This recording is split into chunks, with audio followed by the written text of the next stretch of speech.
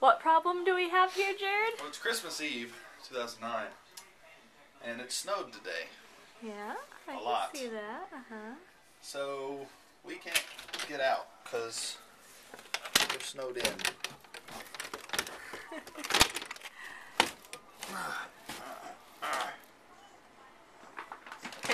And that's not where it's the deepest. No, even close. It's about up to here on our screen door.